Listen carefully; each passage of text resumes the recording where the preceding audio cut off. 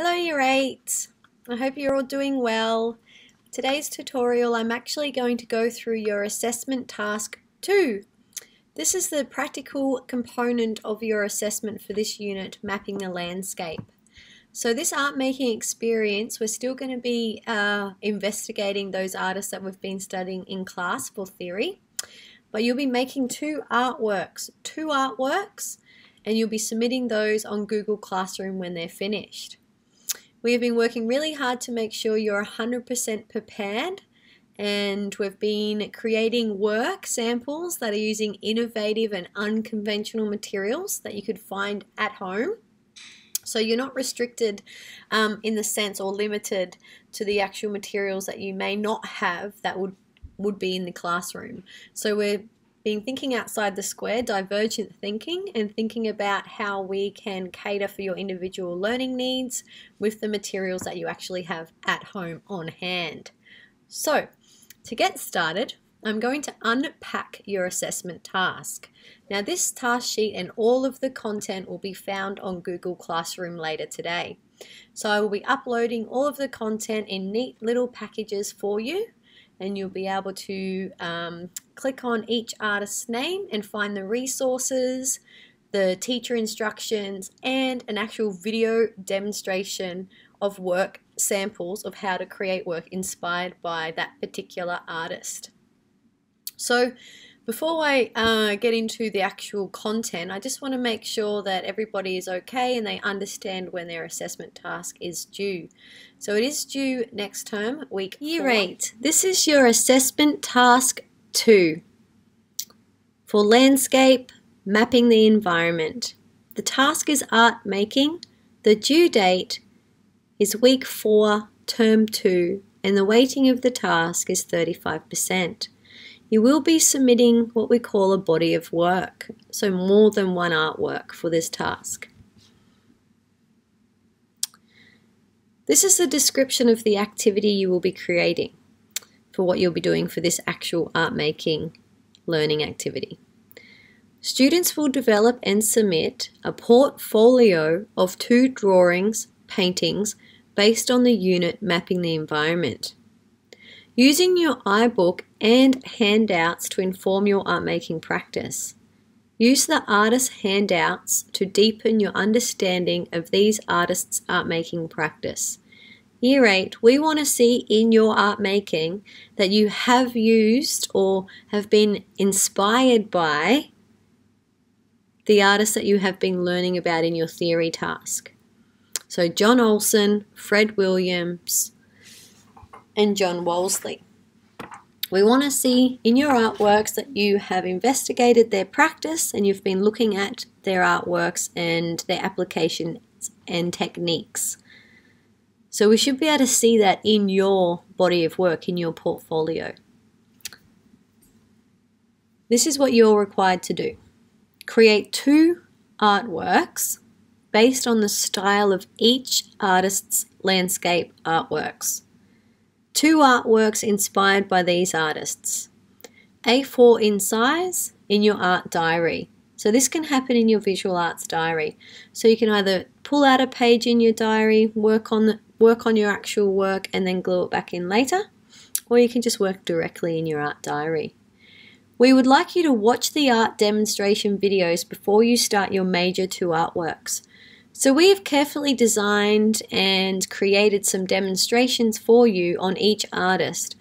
And we're creating a nice little package on each artist. It's like a little stimuli package to help motivate you, inspire you, and to help scaffold the actual art making activity for you.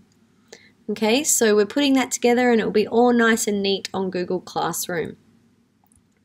So if you choose John Olsen as one of your artworks, Olsen interprets his works through his feelings. His work is very expressive. He uses expressive line and then comes back and focuses his work with intense detail. So he comes back with real detailed focus of areas in his work. And we actually, all of you actually demonstrated great technique and application of inks and watercolors and oil pastels in class earlier in the term. So most of you have had experience in creating an artwork inspired by John Olsen's practice. These are a couple of key points to help you remember. You will need to create one artwork that uses some of Olsen's techniques and characteristics.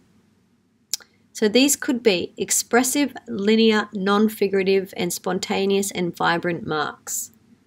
Okay, so expressive and linear, that means lots of lines. Expressive, loose, gestural mark making. So not holding your pens tight or your markers tight or your paintbrush tight, really loose, expressive, linear lines. Spontaneous means taking a risk with your mark making. Okay, letting the actual line go on its own walk within your work. Remember, be inspired by a choice of subject matter, but think about this spontaneous mark making. Also, explore techniques such as aerial perspectives. Okay, mark making, like I said, washes of color and heavily layered areas to create detail. Olsen's subject matter is of objects and places. These are layered over his expressive backgrounds. So there's some key points to help you with your own art making. Then we have Fred Williams. Williams' artworks are a creative representation of the Australian landscape through minimalist technique. So here we're looking at minimalism and his application of paint and how he applies paint and using unconventional tools, okay, to represent the actual forms and subjects in his artworks. You will need to create one artwork that employs some of Williams' techniques and characteristics, such as high horizon lines, marks that represent forms or objects in the landscape, using minimal landscape painting techniques with a palette knife, or other tools and or paint brushes. You could use your hands in sections of the work. Okay, remember he does use perspective. Subjects and forms that are closer to him are larger, further away, they're smaller. That creates the illusion of depth in his artwork. Focus on how William uses simplified subject matter in his paintings to represent what he sees in the landscape. And again, we'll be putting all of your resources and scaffolded instruction sheets in a neat package under Fred Williams. Moving forward, we go on to John Wolseley. Unconventional tools and subject matter within his work. You've seen some of the links. Please watch some of the links from your iBook. Remember, go back to your iBook to look at these artists' art making practices. So Wolseley's artworks represent his interpretations and exploration of a certain place. Remember, he studies a site. He doesn't just represent a view, he studies a site. It's site specific. He lets it have a direct impact on his art making. Okay, so he actually lets the environment impact literally, physically into his work. You will need to create one artwork that employs some of Wolseley's techniques and characteristics. Investigate his unconventional mark-making methods. Do this by watching the films on the iBook. Processes and mediums. Okay, so unconventional mark-making methods, his unconventional processes, and unconventional mediums, so what he uses. How he is using the landscape to actually imprint onto his surfaces. How he investigates a site and uses the materials around him to make expressive marks, and then layers his backgrounds with extensive detail. He represents aspects of macro and micro subject matter in his paintings and drawings. Often studies the animal life and obviously all of the environment, the flora and fauna surrounding the site or the landscape that he is representing. He often creates botanical drawings in his work, over the top. So he'll be doing bugs and birds and leaves and different natural organic forms that he finds from the site. He'll do extensive detailed drawings over the top of his big washed areas. Okay. He creates foregrounds with highly detailed subjects using fine lines and close-up areas. This is your assessment rubric. We have very highly developed. This is what you're aiming for. Okay, we're looking at technique and materials. So we want to see your work has aspects or characteristics similar to the artist you have studied. So it's not haphazard in the sense that you're just going to create 2 landscape artworks. You're going to study and investigate these artists like you have been and apply your knowledge and understanding of these artists in your own art making practice. That's what we're looking for. So you're using your own subject matter, but you're influenced by the style, the characteristics, the techniques of one of these artists. Remember, in conclusion, you need to have 2 artworks that you're going to submit on Google Classroom. You will take a photo of these works and you're going to upload them for us in week 4. You actually have 5 weeks plus the holidays to be working on your assessment task 2. If you have any questions, please feel free to email me directly or your teacher, or put the question on Google Classroom so we can answer it collectively for everybody. Thank you, and I hope you have a wonderful time making this artwork or these artworks. I know you'll enjoy the process. I know you've been finding the actual content very interesting. So enjoy, do your best work, and we can't wait to see what you create. Thank you, Year 8.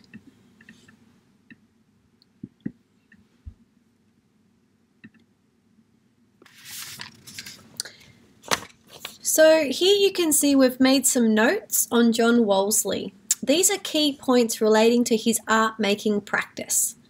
So it would be good for you to create some key notes before you start in your art diary, and maybe even play around with some mark making or some color samples before you start your artwork.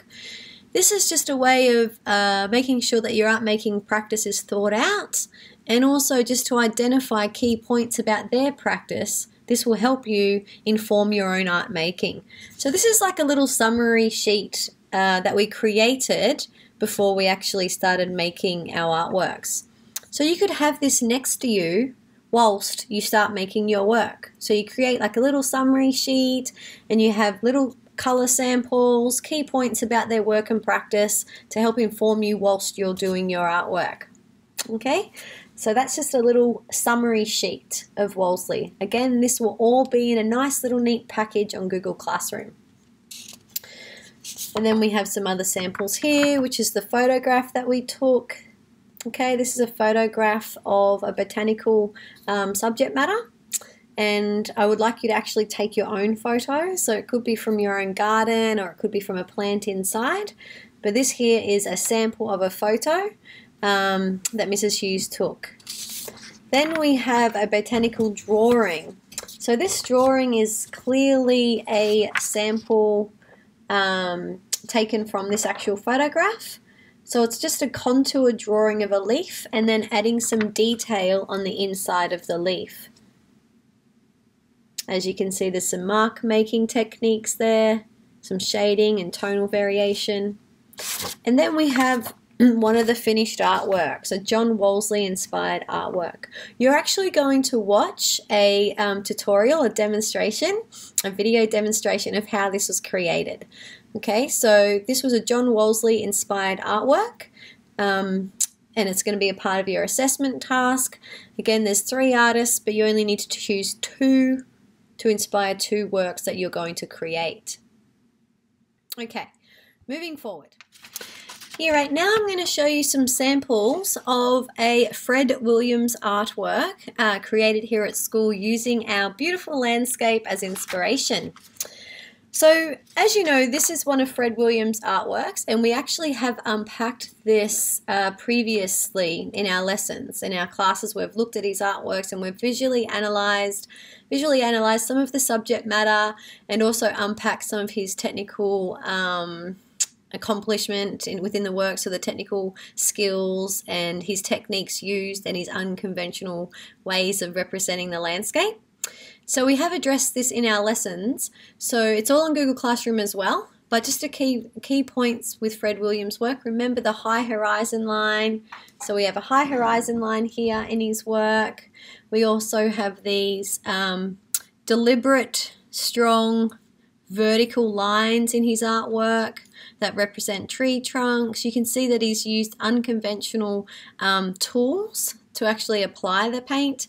He's rubbed back the surface specifically, and he's also using perspective to create an illusion of depth. So you can see here that some of the subject matter, like the actual bushy parts of the tree, it's actually quite large, and then it goes back further to small. So this creates a sense of depth, the illusion of depth in his landscape. Giving it a bit of an understanding of depth in a landscape creates more of a realistic atmosphere within the actual landscape. Okay, so yes, it's a minimalist approach, minimalist technique, minimalist mark making to represent his forms and shapes within the landscape, but he still does apply rules of perspective to create that illusion of depth, okay, which is quite important in a landscape. So it's not just flat. So this is an original work of his that we've been talking about, but then here we're having a little, and you'll see a live demonstration that we've recorded of this work. This is a really nice idea to create a background. You can see that there's some white areas left on this work. That's from using wax, just the back of just an old candle. Okay, so if you use a candle, it acts as a resist to whatever you're putting over the top. So if it's ink, paint, so watered down paint to create a wash, it will actually resist, and the actual surface, so the ink, say, or watercolor, won't actually go over where the wax has been applied. It creates an interesting background, and you can actually use it deliberately to create and emphasize some of your subject matter. So here you can see that there's some granules here, really strong sort of dots in this work, which would look really good to continue with for actual trees. Imagine drawing some vertical lines to create trees on some of these dots. And this is created using coffee and water and wax. Okay, so just household found items, coffee is used on this work. So that's a really good way to create a background, a starting point to a Fred Williams artwork. Remember, high horizon line. So then we went out and we took some photos of the school. So we took a heap of photos of the school, the view from the school, and we chose this one because I really like the uneven horizon line and the focal point in the midground here of the tree, the large tree, and then you've got this foreground here, which is breaking up the subject matter. So you've got the background, the midground, and then the foreground. So this is our inspiration. So take your own photos for these artworks. Create your own visual stimuli. Okay, it makes it meaningful and more interesting to you because you're creating your own work based off your own subject matter. Just remember to apply the techniques from our studied artists in class. And then this is a work in progress of that representation. Again, you will see a demonstration of this artwork. You'll see how paint's been applied. So the application of paint is very unconventional in this work. Unusual tools are being used and unconventional materials like coffee and tea. Sticks have been used to create marks, sponges to create representations in the trees, to create this sort of pattern of leaves within the trees. But we're going to add some more to this work. We're going to add a bit more depth to it to create a depth of field, like an illusion of depth. And we're also going to put a foreground in here. So once we put the foreground in here, it'll create that depth in the landscape like Fred Williams. Another key point is you'll see at the back here, high horizon line, you'll see that there's a little areas, these little trees, so you can see that what is further away is smaller, what is closer in the subject matter is bigger. Again, emphasizing the illusion of depth. Okay, so this is a little sample of Fred Williams' artwork for you to think about. Remember, take your own subject matter, and remember the first application or the first layers isn't the end. You should go back and rework into your artworks. Okay, so Fred Williams, inspirational demonstration. Thank you. And now we're going to look at the wonderful John Olsen. So remember, we were working on him in class, and you've had some wonderful experiences experimenting and investigating his art making practice. Now I'm going to show you some demonstrations. The wonderful Mrs. Hughes has been doing some live demonstrations, and we've been recording these to upload them into this document, this iMovie, to make sure you can come back and revisit what we were doing in class. So this next section of this little film, of this little documentary, is all about John Olsen and his art making practices. Remember, key points: aerial view, macro and micro, doing big observations first and then letting it dry and moving down into fine and detailed areas and adding intricate details and subject matter into his actual aerial perspective representations. So please enjoy and have fun in your art making. Thank you.